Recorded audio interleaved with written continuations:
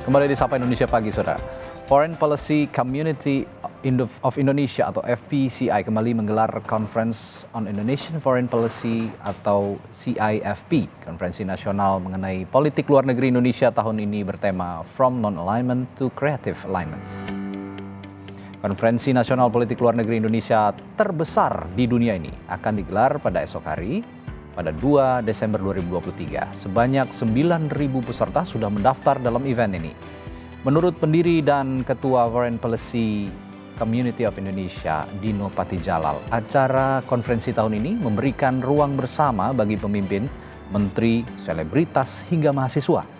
Yang berbeda di tahun ini adalah menghadirkan para calon presiden untuk menyampaikan gagasan mereka terhadap kebijakan luar negeri Indonesia.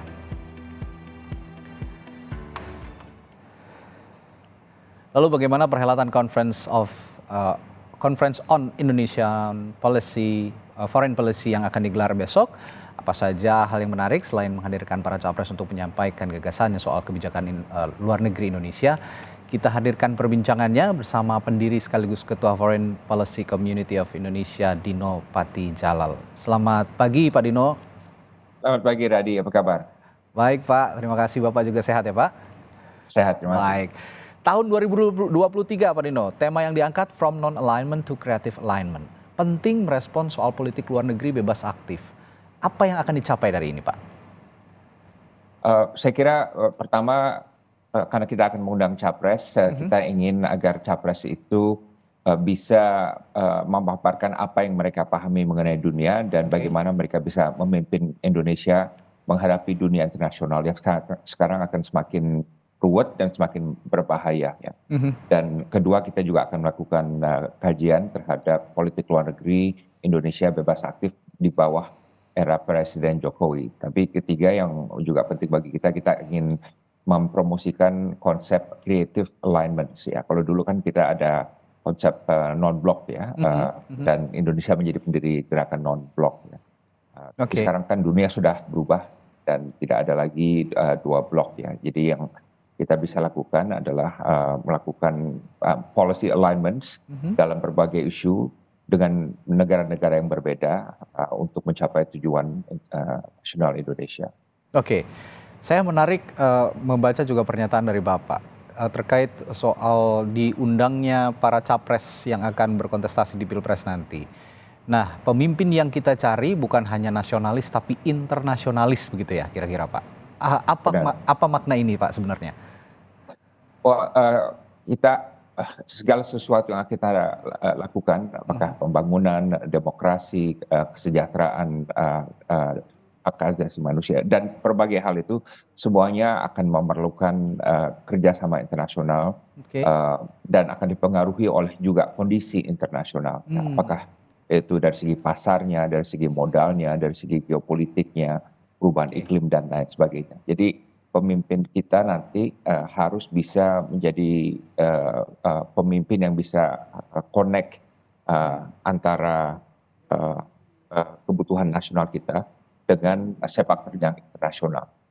Sepanjang dia tidak paham dunia, maka sepanjang itu pula kita akan kehilangan berbagai peluang untuk memberdayakan kebutuhan bangsa kita. Iya, belakangan ini pergaulan internasional gitu ya, isu-isu internasional yang mengemuka selain climate change juga ada soal konflik di Palestina, Pak. Nah, apakah ini juga akan dibahas nantinya dengan para capres, komitmen para capres terkait posisi Indonesia terhadap kemerdekaan Palestina? Ya, tentu akan dibahas. Ada satu sesi khusus yang membahas mengenai diplomasi Indonesia dan resolusi konflik yang akan dibahas selain Palestina juga konflik di Ukraina karena Presiden juga mencoba akan ke sana dulu ke Rusia dan Ukraina untuk membantu resolusi konflik. Laut Cina Selatan, krisis Myanmar juga dan konflik lain di mana Indonesia mencoba untuk masuk dan berperan. Oke, kembali ke acara besok Pak. Saat ini sudah ada 9.000 orang sepertinya yang mendaftar gitu. Ini sudah cukup banyak sekali yang berminat untuk menghadiri konferensi ini. Apa saja rangkaian acaranya dan yang paling diminati dalam setiap sesi setiap tahunnya Pak kira-kira kalau kita berkaca pada penyelenggaraan sebelumnya? Ini adalah konferensi politik luar negeri terbesar di dunia. Yes. Jadi kita juga cukup bangga nih karena pemuda Indonesia itu menjadi sukarelawan 25.000 jam kerja yang mereka sumbangkan untuk ini ya. Dan mahasiswa dan pemuda ada yang dari luar Jawa ya, mereka terbang ke sini khusus, satu dari Jawa Timur dan berbagai pelosok di Jawa juga datang selain dari Jabodetabek. Ya. Oke. Jadi isu-isunya yang menarik tentu yang paling pasti pandangan capres. Ya. Tapi kedua juga kita ada mengenai IKN akan dibahas dari segi diplomasi. Ya. Kemudian tadi resolusi konflik, diplomasi ekonomi, mengenai ASEAN juga. Dan ada satu sesi Return of the Angels. Kalau ini sesi yang agak keren atau hip atau glamor gitu ya. Kita mengundang wanita-wanita luar biasa untuk berbicara mengenai isu-isu yang mereka perhatikan yang perlu diketahui masyarakat. Ya, saya lihat Tapi intinya ya. Baik. Ya. Ya, saya lihat mulai dari menteri begitu ya, selebritas, bahkan wartawan seperti saya ini juga sepertinya akan hadir begitu dalam konferensi besok. Lalu yang bisa diikuti mereka ini yang hadir, apakah semua sesi atau ada sesi-sesi khusus untuk misalnya wartawan, selebritis atau semua sesi ya Pak ya? Semua sesi dan semua sesi gratis dan terbuka untuk publik, dan mereka juga kalau melihat selebriti atau menteri atau duta besar, mereka bisa langsung colek and say hello atau bisa tanya pertanyaan ya. Tapi kita ingin ini suatu festival diplomasi yang besar, yang kaya dengan ide, dengan gagasan, dengan informasi, dengan update. Jadi memang tujuannya seperti itu. Luar biasa. Konferensi ini juga bisa membantu sebenarnya jika memang nanti betul ada capres-cawapres, ini sangat membantu sekali Pak. Karena belakangan ini ide dan gagasan belum muncul terlalu signifikan begitu ya, karena masih ada urusan-urusan politik. Tapi dengan adanya forum ini diharapkan ide dan gagasan terutama kebijakan luar negeri bisa dikemukakan oleh para capres-cawapres yang akhirnya bisa membantu kita sebagai pemilih menentukan pilihan begitu. Nah, lalu langkah konkret Pak Dino dari kebijakan luar negeri yang bisa berpengaruh sebenarnya atas gagasan-gagasan capres yang akan dikemukakan ini apa saja kira-kira? Kalau kita bukan organisasi yang berorientasi pada kebijakan yang konkret ya. Kita lebih kepada membuat masyarakat dekat dengan isu-isu global dan membuat komunikasi antara pejabat, pakar dan publik dan tentunya kampus ya. Makanya makna dari konferensi ini adalah memfasilitasi ruang khusus ini karena inilah satu-satunya ruang di mana semua orang ini bertemu dalam suatu festival yang besar, dan juga yang bebas untuk berdiskusi. Jadi kita tidak ada kalau langkah-langkah konkret dari segi action plan segala macam itu dilakukan oleh FPCI dalam forum yang berbeda dan lebih spesifik. Oke, ada cara khusus Pak untuk mendaftar dalam forum ini, dalam acara ini? Kira-kira bisa gampang, www.cifp2023.com.